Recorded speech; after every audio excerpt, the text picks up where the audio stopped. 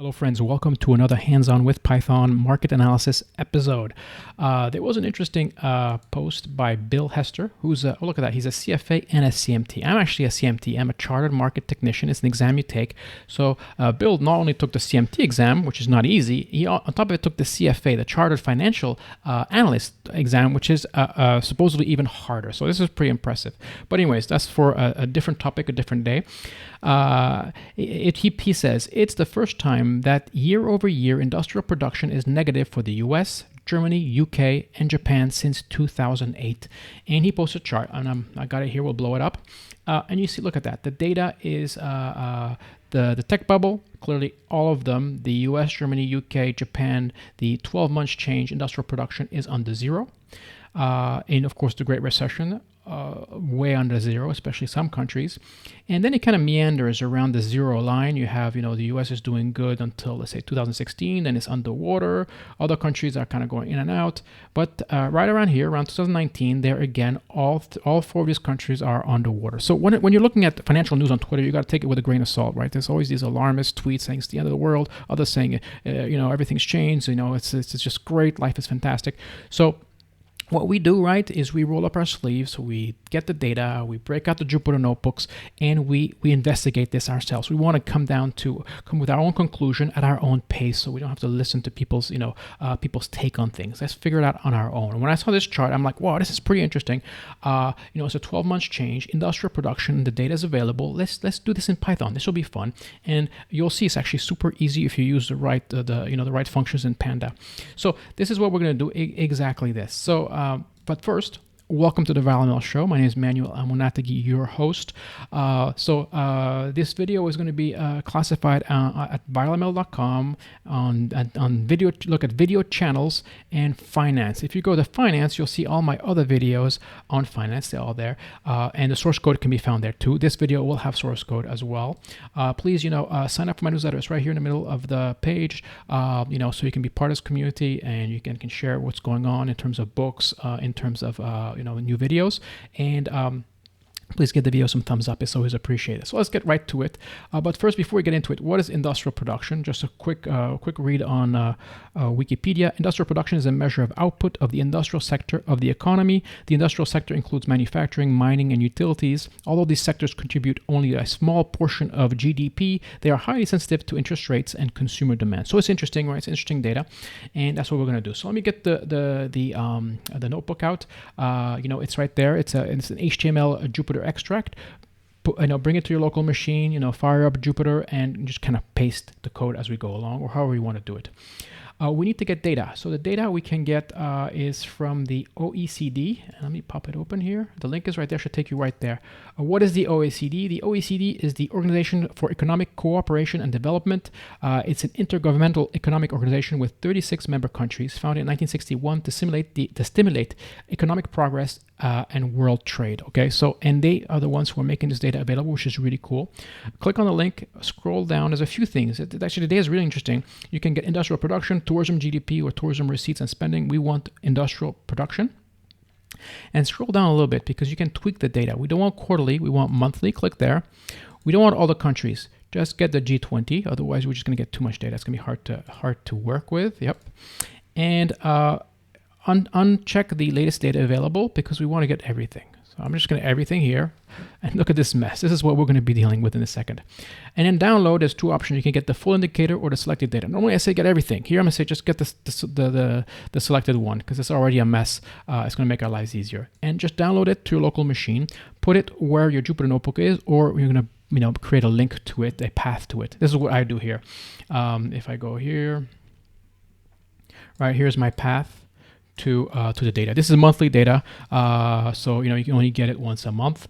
So let's go to the code. We're going to load up the typical libraries: matplotlib, pandas, numpys, datetimes, etc. We're going to load this data. So this is the file, the .csv name that it was downloaded. It's exactly that one. Yours may be the same or not. I don't know. And we're going to do a pandas.read_csv. I'm going to give it my path and the file name, load it in memory. I'm going to throw away a bunch of these columns. I only want location, time, and value. I want everything else to be thrown out, and I'm going to look at what we have. So here we see that we're going to have to do some more cleaning here. First of all, The countries, are each each is a row, so you have this repeat of data right by countries. We're going to have to pivot that, and the date is malformed. Why it's a month? It's a year and month. We really want a real date time so that we can so matplotlib knows it's a date, and the value is fine. So let's do a quickly look at how many countries we have. That's super easy. You just pull the series location and you wrap it around a set, and that's going to give you the unique countries, and it looks like exactly what we wanted, right? And now we're going to fix that date. We want real dates. So as you can see, it's a year and month. We want year, month, and day. So I'm just simply going to take the time series, the time data series, and concatenate a string -01, assuming it's going to be the first of the month for each month. And then I'm going to cast that to a date time. So this is simply pd.to_datetime, and you call the .dt.strf time, and you pass it the time format. In our case, it's going to be year-month-day. And now it's a real date time. We can sort it, right? Always sort your data by ascending value, especially if you're going to apply rolling averages, percentage change, or compare different data sets from different sources. You want to make sure it's always in the same order. Do like me, always go in ascending order. You don't even need to put ascending true. It defaults to ascending true. And we're going to look at the head, and look at that. We have data from 1919. So keep that in mind. We're going to have to clean that up too. It's too much data. Now we're going to have to pivot the data, right? This format is just unworkable. We want something that we can feed directly into matplotlib. So we're going to have to create this kind of matrix style where we are going to pivot the data. Literally, we're going to pivot it, and we should call the pivot command, which makes sense. So what we want is let me scroll back up here. We want the time to be the index of this data frame, and we want the columns to be the countries. So we want them unique countries, right? So we only want these. We don't want these repeats, right? So we want to have, 20? It's 1, 2, 3, 4, 5, 6, 7, 8, 9. Looks like 12, right? So it'll be 12 columns by the date as the index of the rows. That's it.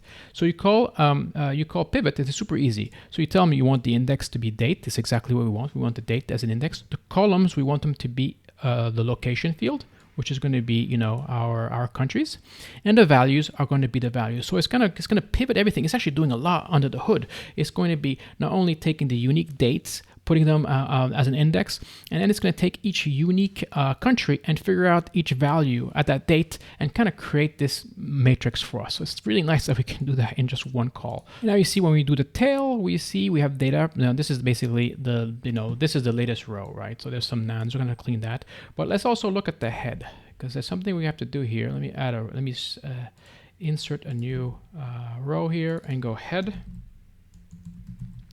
And look at that, right? The data does start in 1919. So we go from 1919 to 2019 when we have all these nans. Only the USA had data. All the other data were not collected at that time. So we're going to have to clean that up. So there's still some cleaning up to do. But first let's plot it. Matplotlib can deal with nans, no problem.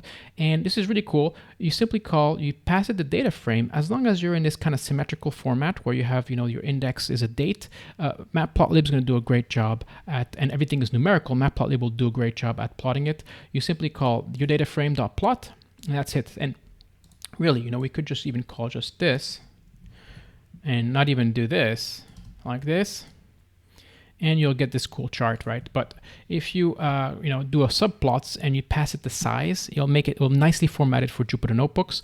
And you have to do, and I want the grid as well, so it's going to be a little bit bigger to see there, a lot easy to see.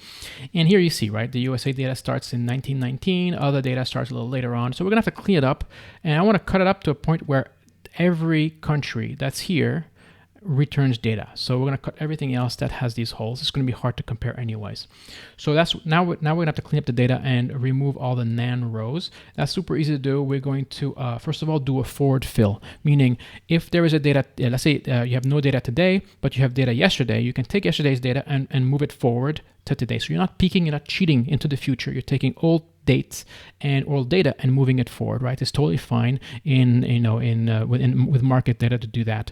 If there's nothing to move forward, right? If you have nothing yesterday and you have nothing today, then there's nothing to move forward, right? That'll just stay as a nan, and that's exactly what we have here. So we're going to forward fill all the nans, and we are going to remove all the nans that are still there. Basically, anything that started as a nan from the first row, right, 1919, are still nans, and we're going to kind of remove them.